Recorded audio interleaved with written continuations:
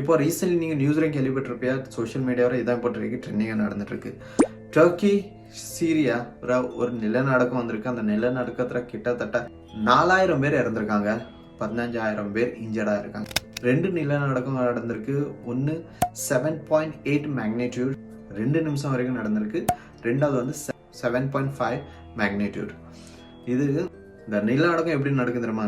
Tectonic plate, ஒரு 7 tectonic plate வந்து நம்ம எர்த்தை சுற்றிட்டு இருக்கு. கிட்டத்தட்ட 15 இருக்குது. ஆனால் 7 டெக்டானிக் பிளேட் தான் அது முக்கியமான டெக்டானிக் பிளேட். அந்த பிளேட் வந்து கண்டினியூஸாக சுற்றிட்டே இருக்கும். அந்த ஒரு பிளேட் வந்து ரெண்டாவது பிளேட்டை மோதும் போது ஒரு பவர் ஜென்ரேட் ஆகுது. அந்த பவர் வந்து வெளியே அந்த பூமி விட்டு வெளியே வரும்போது தான் எர்த் குயிக்குன்னு ஆகுதுங்க. சில நேரம் அந்த பவர் ரொம்ப ஈஸியாக வெளியே வந்துடும், பெரிய நிலநடுக்கமாக எர்த் குயிக்காக வெளியே வரும். நீங்கள் நினைக்க கமெண்ட் பாக்ஸில் சொல்லுங்கள். அது வரைக்கும் சப்ஸ்கிரைப் பண்ணுங்க guys. Take care. Bye.